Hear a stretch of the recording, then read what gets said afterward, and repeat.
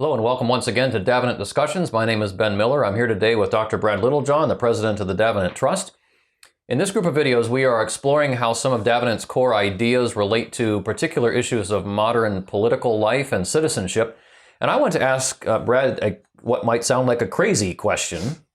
Should we be supportive of the idea of religious liberty? Now, I am a pastor, and I actually have I think not too remote concern that at some time in the near future, it could be the case that a pastor in the United States, speaking about certain moral issues in particular, could face charges of hate speech and possibly even face criminal sanctions of some kind. So you would, in the gathering storm, a post-Christian storm against traditional Christian views, especially about sexuality and so on, it seems like supporting religious liberty would be a no-brainer. But you've had some thoughts about how this could, if don't frame it correctly, could maybe have some negative implications. Could you talk about that for a minute?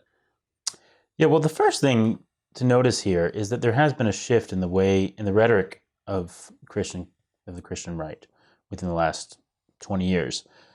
And the surrounding culture is noticing that, right? They would notice that we seem to be speaking language of, at least in some circles, taking the public square for Jesus, bringing Christian values back into politics, recovering being a Christian nation. Once again, that language is used. We need to be a Christian nation. And now we're using language of religious liberty. Hey, leave us alone to do our thing. We're just exercising our religion, just like any old Hindu or Muslim, whatever. So just leave us some space. Leave us some space. Yeah. So it's gone from this is our space, trying to taking charge of the space to asking for a little sphere of immunity over here, and that looks hypocritical, right? And it should be noticed that this is nothing new. The church is. We see Christians doing this all through the ages. My period that I studied, the Puritans sort of famously are kind of couching their argument in terms of religious liberty. Hey, just give us freedom to worship God the way we want to. And then if the situation where they actually gain political power, it's okay. And now here's the drill. Everyone needs to worship God this way, right? So it looks like the claim for religious liberty is just sort of a tactical thing until we get back on top. So I think the first thing we need to do as Christians is be really, really honest with ourselves and say, do we actually have a principled commitment to religious liberty, whatever we mean by that, or is this just a tactical thing? And maybe we're honest with ourselves and say, yeah, actually it is a tactical thing. But if so, we need to recognize that we're probably going to be called on that bluff by the surrounding culture. But you see some deeper problems with the idea that religious liberty is a right that we have in the current cultural milieu, that might not be the most helpful way of framing this. In fact, could compromise at some point our ability to exercise our religious beliefs and practices freely. Yeah, I think there's a couple problems here. One is that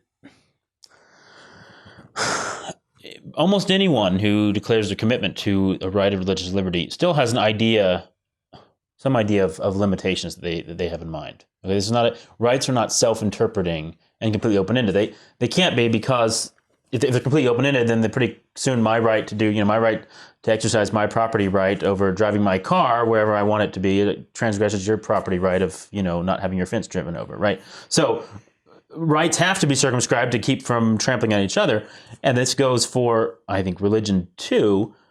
Almost everyone, the pretty much universal consensus that human sacrifice as a religious ritual is not legitimately falls within the scope of religious liberty. We would say, sorry, that's not religion, that's murder. Mm-hmm. And most people would even say animal sacrifice, okay, which is like 90%, I should say human sacrifice is a large percentage of religions in history. Animal sacrifice, the vast majority of religions in history, that's how they exercise their religion. And yet, if you were to do that today, that would be animal cruelty. So really, when we say freedom of religion, we mean freedom to practice certain kinds of religion in ways that we as a culture consider appropriate, which means that there is a tacit conception of what a religion should be. And what the common good. And indeed, yes. How that might place limits on it. Exactly. So what's going on here is that I think the danger here is that Christians who think, all we have to do is make a case for religious rights. And if we can just convince people this is just a matter of exercising religious liberty, then we'll be left alone. But that doesn't follow, because the culture always is going to have a conception of, yes, religion is fine as long as it meets our definition of what a good religion is.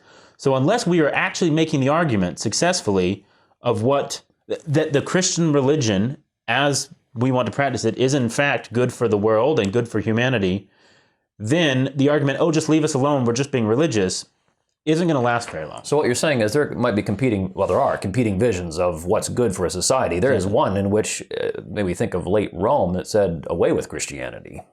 It's a scourge to us. And there's another vision that says, without Christianity, we have sort of lost something that is fundamental to a healthy civilization. So rights discourse presupposes some agreement about what the good is. Right. And the good that constrains what are legitimate exercises of rights. And we've bought into the idea that rights discourse can be a substitute for debate about the good. Which it just can't work. Exactly. And you probably already are answering then this, but sort of as a wrap-up question, I guess, would just be what then, as opposed to rights language, would be a better approach to this? And what you're really saying is we need to have that conversation, public conversation, about what is the common good, appealing to natural law and other things to just make the case that without a vision of the good driving it, our rights can just go off the rails. Exactly. And I would say, I do think there's a good argument that the Protestant faith provides one of the strongest foundations for a conception of religious liberty.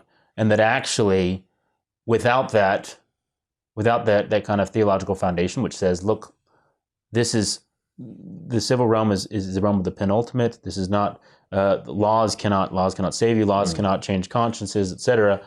Therefore, law shouldn't try. That is really a view that doesn't just flow from autonomous reason, but flows from certain Protestant convictions.